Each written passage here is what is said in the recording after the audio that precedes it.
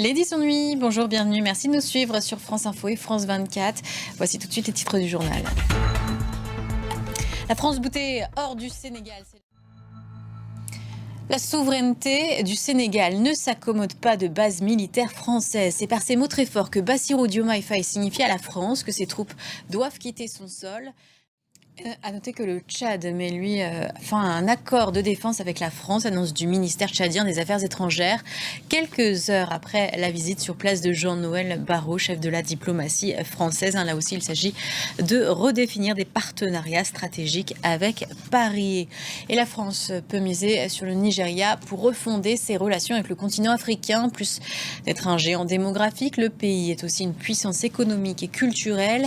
Et Paris était ce jeudi aux couleurs vertes et blanches, et notamment le pont Alexandre III en l'honneur de la visite du président nigérian. Récit de Jean Barrère. Au Proche-Orient, le cessez-le-feu ne tient qu'à un fil. Des échanges de tirs ont eu lieu ce jeudi. Israël et le Hezbollah s'accusent mutuellement d'avoir violé la trêve. L'armée israélienne demande aux habitants du Sud-Liban de ne pas encore rentrer chez eux, mais l'appel n'a pas été entendu. Les détails avec Jules Boiteau.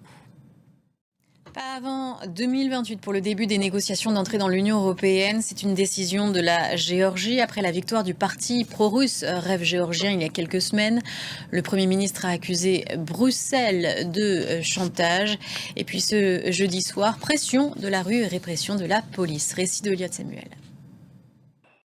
Après l'élection, le chaos en Roumanie, les résultats du premier tour dimanche dernier ont surpris, amenant à la première place le candidat pro-russe Călin Georgescu. Les soupçons s'arrêtent sur TikTok, plateforme chinoise accusée d'avoir surexposé le candidat sur le réseau social. Certains parlent de cyberattaque. La Cour constitutionnelle roumaine a ordonné le recomptage des bulletins car il y a eu aussi des irrégularités. Les détails avec Jules Boiteau.